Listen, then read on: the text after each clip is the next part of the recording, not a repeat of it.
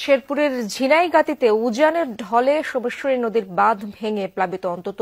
10টি গ্রাম, ক্ষতিগ্রস্ত বোরোরাবাদ। এ বিষয়ে আরো জানবো আমার সহকর্মী আদিল মাহমুদ উজ্জ্বল সেখানে রয়েছেন। উজ্জ্বল, আপনি তো সেই খবরগুলো রাখছেন, দুর্গত এলাকার কি অবস্থা দেখছেন, সবশেষ পরিস্থিতি জানাবেন আমাদের। আপনি জানেন যে গত কয়েকদিনের টানা বর্ষণে শেরপুরের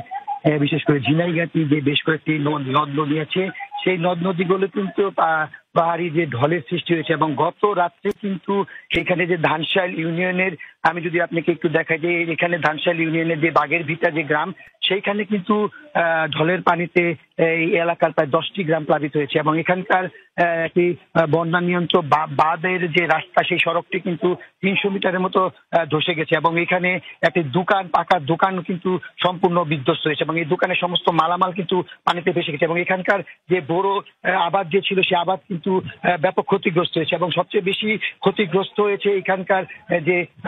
বাড়ি ঘরগুলো ছিল, সেই বাড়ি ঘরে যে সদ্য বড় উঠান নামানো ধান, যে সেই ধানগুলো কিন্তু ভেসে নিয়ে গেছে। এবং আমি যদি আপনাকে একটু বলি যে আসলে বৃষ্টি কিন্তু এখন নেই, যদিও পানি কিছুটা কমতে শুরু করেছে, তবে উজানে আমরা যতটুকু জেনেছি মেঘালয়ে কিন্তু প্রচুর পরিমাণ বৃষ্টি হচ্ছে এবং সেই বৃষ্টির কারণেই কিন্তু এই বন্যার সৃষ্টি হয়েছে এবং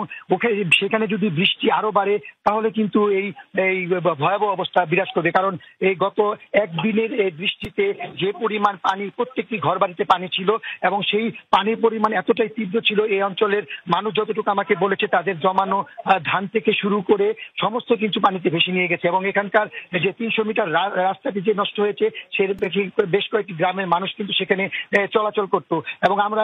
খোঁজ নিয়ে দেখেছি, এখানে কৃষি অফিসের সাথে যোগাযোগ করেছিলাম, তারাও যতটুকু আমাকে বলেছে যে এখানকার বড় আবাদের অনেক ক্ষতি হয়েছে এবং কি পরিমাণ ক্ষতি হয়েছে আসলে পানি নেমে যাওয়ার পরেই সেটি জানা যাবে। ইশরাক।